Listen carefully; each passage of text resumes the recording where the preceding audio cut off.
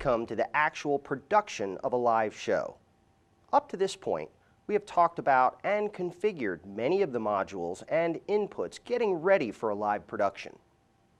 In this section, we will cover basic switching techniques, using transitions, using the downstream keyers, fade to black, delegating the main T-bar, use of the MEs, and recording, streaming, and grabbing images, as well as sharing.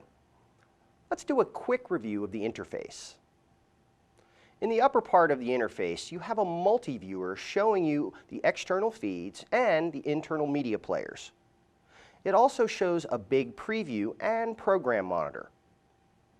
Program is what is being broadcast, streamed, and recorded by default. This is what the audience sees. The preview monitor shows what is currently selected on the preview bus, and this is what will go out to program if you do a cut, fade, or transition. Now below the multi-viewer is the live control area. This consists of the program row and the preview row, the T-bar, the transition control area, the effects presets, and the controls for the background layer transitions. It also contains the main switcher T-bar and the 4 downstream keyers or DSKs. You can show and hide the mix effects rows by using this button. Below that is the tabbed interface for access to the media players and the audio mixer. The 2 rows of buttons on the switcher are called buses. The program bus is the most important, as whatever is selected on this bus is what is going out live. It is possible to directly select channels on the program bus and cut to them. Even though this is possible, it's not recommended. For instance, switching directly to an ME is risky without seeing it first. Once selected on the preview bus, the input is visible on the preview monitor in the multi-viewer. Now you can see it before switching to it. You can also set up workspace presets to change the multi-viewer and preview all of the MEs at once if you like. Remember, you can configure any monitor to show any input or output, including the MEs. To cut to what is on the preview bus, hit the Take button in the background section. Notice that program and preview have switched places. Now select your next input on preview and hit the Take button. That is the basics of all switching: previewing inputs and transitioning or cutting to them. There are a few ways of putting something on preview. You can click on the input on the preview bus with the mouse, or you can select it on the control surface. Notice the green highlight denoting preview. This is on the input monitor, the bus rows, and on the CS. Notice the red highlight denoting program. So, put things on preview and cut to them. That's easy enough, but what about transitions? If you look to the right side of the bus rows, you will see the transition area. Let's start on the background controls. The background layer is whatever's happening on the preview and program bus and any transitions being used to go between them. It's all considered to be the background layer, and it's the bottom layer underneath the downstream keyers. Select an input on preview that you want to transition to. Click on the transition icon to open the transition presets in the background area and select Fade. Now hit the Auto button in the background area. Program will fade to preview. Now, open the transition presets and choose a different transition. Now hit Auto again. Preview replaces program using the transition you selected. These are the default transitions, but there are many more included with the Tricaster that can be loaded into any of these positions except Fade. Fade is always the first transition. 95% of TV is cuts and fades. Use transitions wisely. To change an effect, click on the preset to open them. Then mouse over any effect except fade. See the plus sign in the upper right-hand corner. Click on it. This opens the media browser, and now you have a selection of categories with transitions inside of them. Select the category to see the transitions. Click on one, select it, and hit OK. This Take an Auto button will only affect the background layer.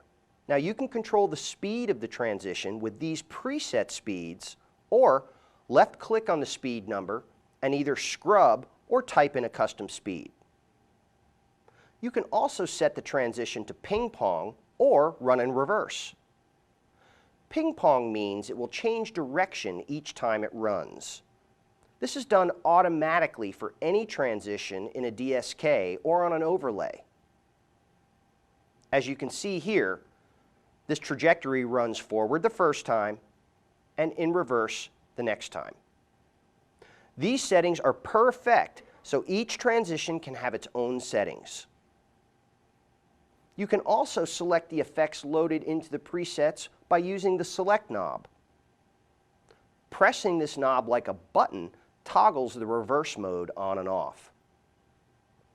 Speed can be dialed in by using the Rate knob on the control surface, and pushing it like a button cycles through the preset speeds available.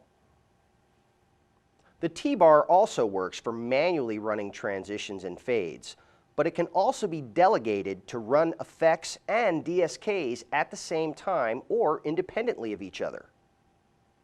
You can select what will be controlled by the main T-bar by using the buttons here. This T-bar can do background transitions, fade to black, or control any of the downstream keyers. Try this exercise. Make sure that the main transition delegate is set to background here. This means that the main auto button on the interface under the T-bar and the main transition auto button on the control surface will only affect the background layer. Start on an input and cut to another, then fade to another, then transition to another, select a new transition, and auto to another, then fade back to the original input. Now you are running a more complex production with cuts, fades, and transitions. Let's place Program and Preview on ME1 with the Metropolis set on the center shot set up in ME1. This is our background layer. To the right of the background controls are the 4 downstream keyers. These DSKs allow you to create overlays on top of the background. Now, as you look at the interface, you see the order of the layers. Background is on the bottom, DSK1 is on top of that, DSK2 is on top of DSK1 on the background, then DSK3 is on top of all of those, and DSK4 is on top of everything. Let's set up some graphics into some frame buffers to work with. Now, a frame buffer is like an empty folder that you can send an image or a title template to. Then it can be accessed by the system for use during a live show without being used in a media player. There are 9 frame buffers available for use in this Tricaster. There are the main frame buffer available directly on the main switcher, and a frame buffer for each mix effects row. Now, even though each ME has direct access to its frame buffer on its switcher, any frame buffer can be used in any keyer or downstream keyer. Load up the title template High-Tech 005. Mouse over the icon and click the gear to open the edit panel.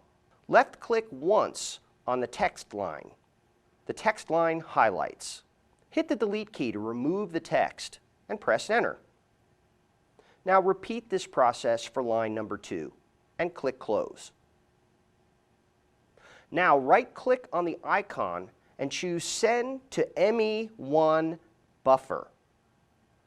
This copies the image into the frame buffer for ME1. Load up the Newtek logo with Alpha Channel in Graphics 2. Right-click on it and send it to frame buffer ME2 Buffer. Load up the Tricaster logo in Graphics 2. Right-click on it and send it to frame buffer ME3 Buffer. Load up the title template Metropolis 005 and click on the gear to open the Edit panel. Click on the text and it highlights. Type Live in all capital letters and hit Enter. Now, left-click on the image and choose one of the headshots included in the Newtek content. Click Close. Right-click on the template again and send it to frame buffer ME4 Buffer. Once all of the images and templates have been sent out to their respective frame buffers, they can be removed from the media players. To make changes to anything in a frame buffer, you need to modify the image or template and resend it to that buffer. The frame buffers are also available on the network, so people outside of the Tricaster could change out what is in the frame buffers from across the network. To do that, make sure Share Frame Buffers is checked here in the Tricaster pull-down menu. You can also share your media folders across the network in the same way. Swapping out a still graphic in a frame buffer across the network during a live production should be no problem. However, if you are already heavily taxing a drive, for example, playing back 2 streams while recording 2 streams to it, you should be careful about copying files to or from that media drive using shared media folders across the network during a live production. Each DSK or downstream key can use any input coming into the Tricaster as a source. You can use this pop-up to select the source for DSK1. Let's select frame buffer ME2 Buffer, which is the Newtek logo. Now, let's select Graphics 2 for DSK2. This will be the Tricaster logo. Each DSK has a Take and Auto button with a selection of transitions. Hit Take on DSK1. You see the Newtek logo. Hit Take on DSK2.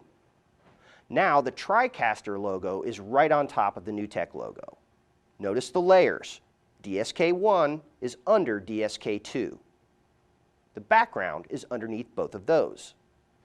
You have the ability to scale and position both of the downstream keyers. Right above the Take button on each of the DSKs, there are double arrow crosshairs. These are the positioners for the DSKs. Click on the positioner for DSK2. Notice the graphic appears on preview. This happens even if the DSK is not turned on. Hit Take on both DSKs to turn them off. Now, click on the positioner again. By clicking and dragging on the magnifying glass, you can scale the DSK. And by clicking and dragging on the crosshairs, you can position it. Scale is locked, as scaling on one axis would distort the image. But you can do this by unlocking the constraint here. You can also click and drag on just X or Y in the positioner for moving just left or right, or just up and down. Position the DSK in the upper left-hand corner. Close the positioner on the DSK. The DSK on preview disappears. Hit Auto for DSK2, and the graphic fades up right where you placed it on preview. Being able to set up graphics on preview before you take them live allows you to preview the final shot while you're in the live production, but not affect what's happening on program out. Let's choose a transition in the DSK2 effect presets, other than fade, by opening the presets and clicking on it. Hit Auto. Hit Auto again. See how it automatically ping-pongs, running in one direction the first time and the opposite direction the next time? Try running a few effects to get the feel for it. Now, set up DSK1 the same way. Open the positioner and scale and position it into the lower right-hand corner like this. Try out a few transitions and find the ones you like. Choose a different transition on DSK2. Now you can fly each overlay in by themselves with their own effects. The control surface has individual take and auto buttons for each DSK. Try bringing the overlays on and off screen using these controls. You can even push the auto buttons for multiple DSKs at the same time. Positioning the graphics from the control surface is also possible. In the positioner area, select DSK1. Select Position and Scale.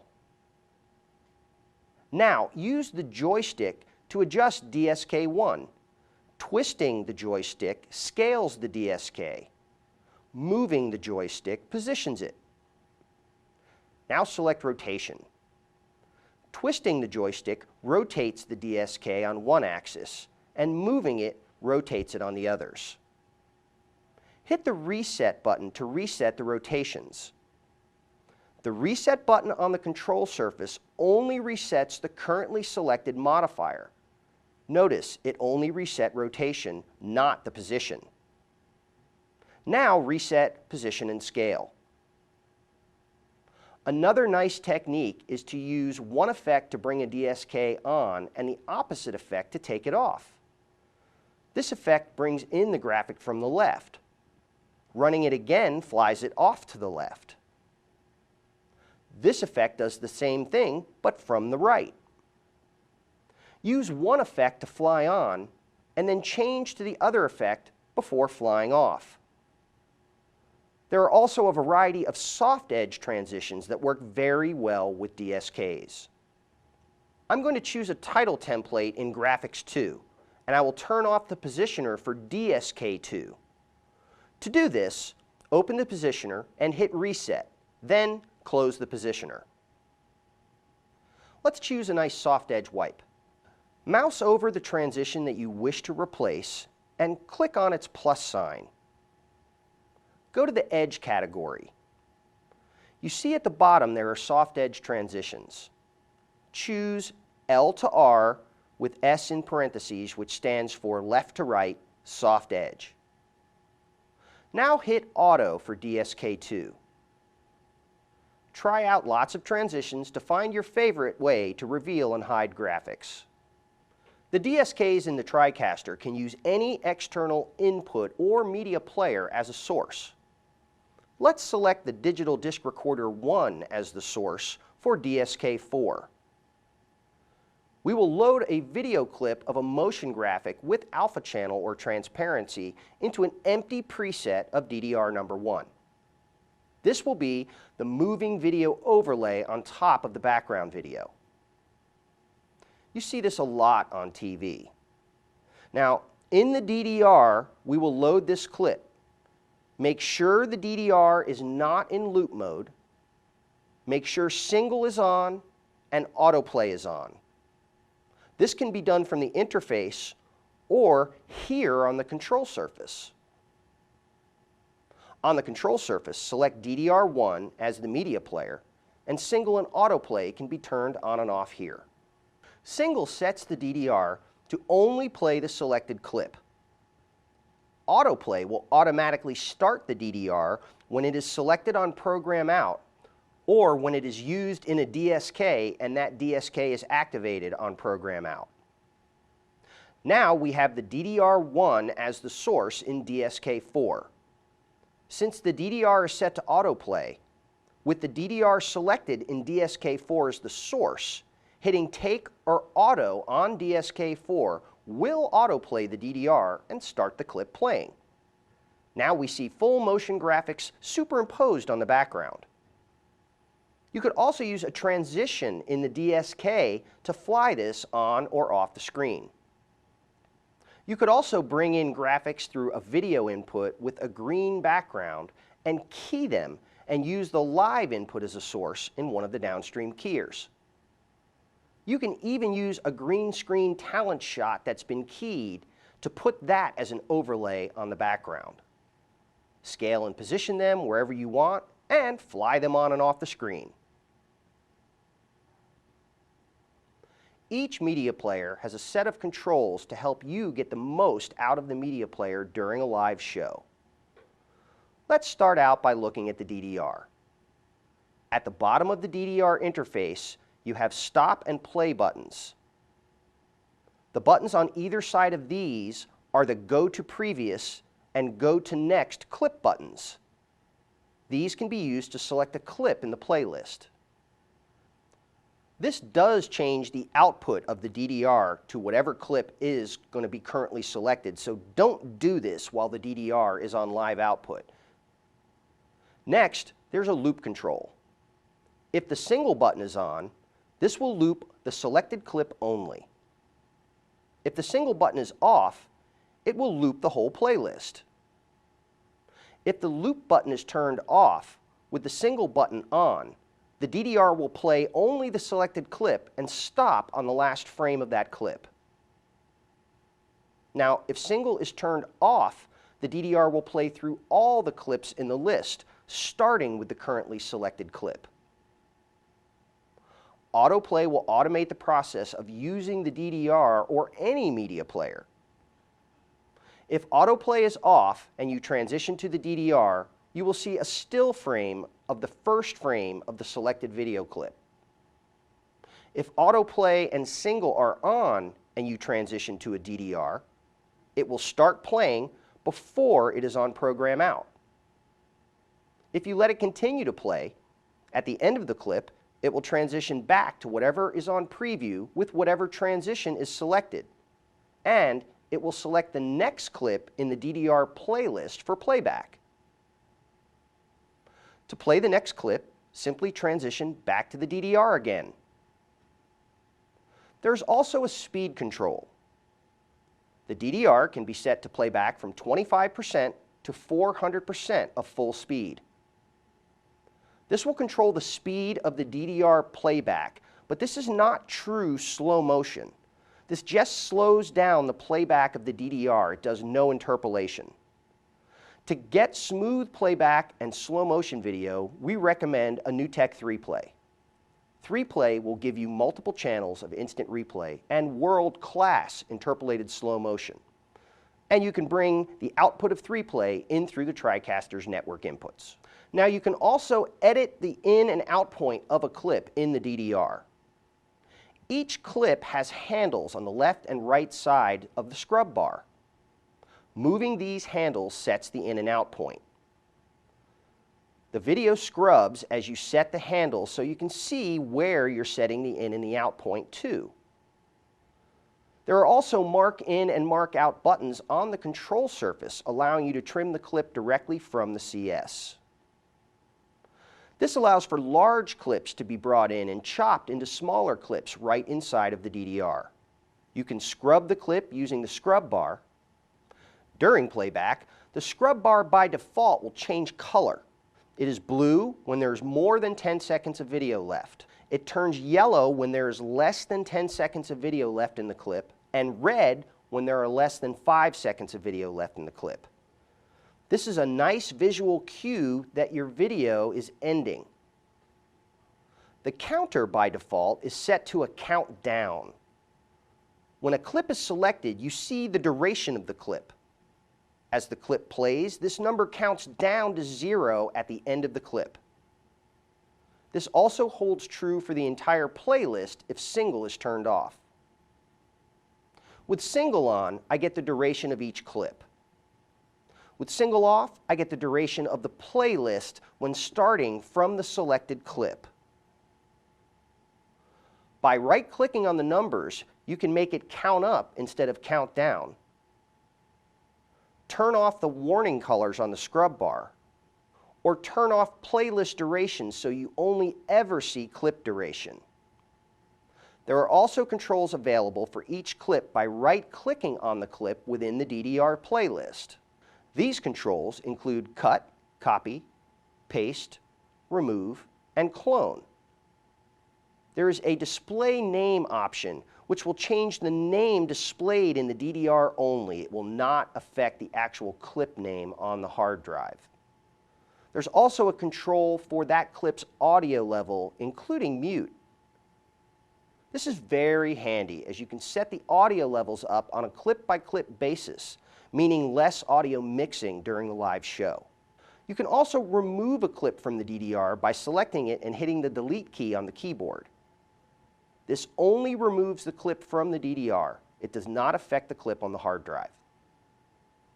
The same goes for the remove option on the context menu. So in a live production, let's say you want to transition to the DDR and play one clip and then come back to the live talent. Go to the DDR and select the clip you want to play. Turn on single to play only that one clip, and autoplay to automatically start playback when the DDR is brought to program. Make sure that loop is off and speed is set to 100%. Shift double-clicking resets most parameters in the Tricaster to their default values. With the live talent on program, select the DDR on preview. Choose a background transition and hit auto. The clip plays. When the clip is done, it transitions back to whatever was selected on preview with whatever transition was currently selected. Let's try transitioning to the DDR, and while it plays, selecting a new input on preview and a new transition for the background. When the clip finishes, you are transitioned to the new input with the new transition. During a live production, you may not want the tabs to follow what is selected on preview, as this may switch you away from the DDR during playback. To turn off this behavior, go to the Tricaster menus, under Options, and uncheck Tabs Follow Preview for all inputs, and Tabs Follow Preview for MEs. This stops the tabs from switching to what is currently on preview. One option I like to leave on is Tabs Follow All Delegates. This means any ME or media player delegated on the control surface will have its associated tab displayed. Remember, in this mode, you will need to manually select an ME setup tab or delegate it on the control surface to modify that ME during a live production. The autoplay, single, and loop controls work the same for both of the graphics players. Autoplay with single can play a single still for a selected duration, or with single turned off, you can play slideshows. Right-clicking on a still or a title template also gives you options including cut, copy, paste, remove, clone, display name, and duration. You can also set the duration of multiple images at once. Multi-select some stills by left-clicking and then dragging a box around a few of them. Now right-click on one of them and select Set Duration. The default duration for stills is 15 seconds. The time is displayed as hours, minutes, seconds, and frames. Type in 10.00 and hit Enter. This will be input as seconds and frames. Notice that all of the selected clips are now 10 seconds. One last thing to be aware of with autoplay and the media players. Let's say you are on ME2 using a virtual set.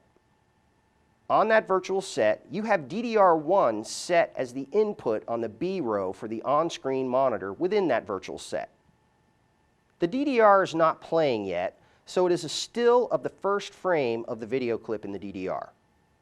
Autoplay is on for that DDR. When you switch to DDR1, it does not play. Why? Because it was already on screen within the virtual set. Switching to it kept it on program out, so no change occurred as far as autoplay is concerned. On the other hand, suppose I am on graphics 1 on program, and on preview I have ME2. Inside of ME2 is a virtual set with DDR1 feeding the on-screen monitor. The DDR has autoplay on, and when you transition to ME2, the DDR in the on-screen monitor starts playing. So whether you are switching to DDR or an ME with a DDR used within it, it's the same to autoplay. If the player is on screen as any part of the input, it is considered to already be on program out, and autoplay works accordingly. The main T-bar in the switcher can be delegated to perform different tasks. The delegation on the interface is done by clicking on these buttons. It is done on the control surface by using these buttons. Select background. Hitting the main auto button or using the main T-bar now does a background transition. Delegate DSK1 to the main T-bar. Notice that preview changed. This is a true look-ahead preview that will always show you what the end result will be when hitting auto or pulling the T-bar. With DSK1 delegated, the background video will not change.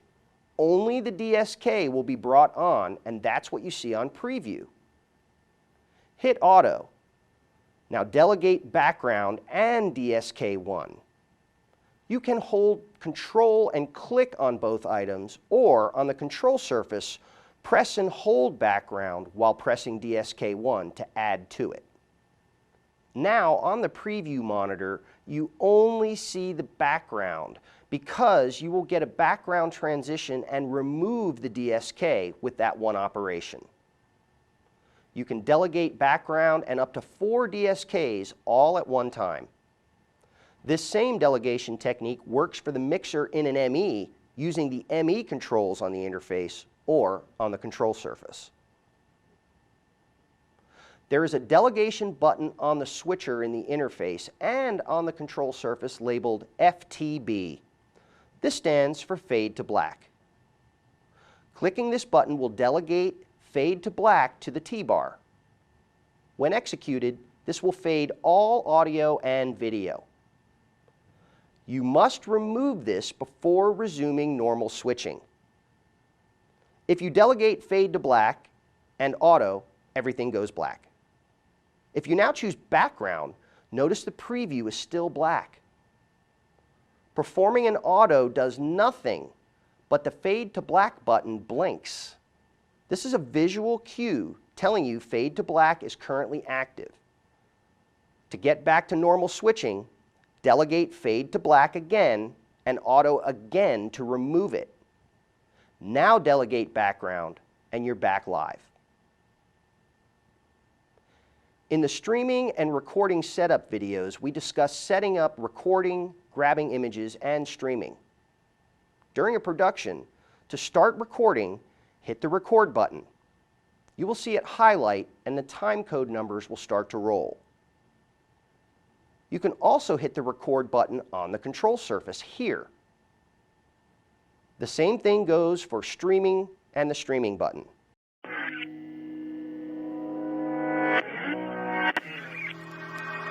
Moving like the speed of sound.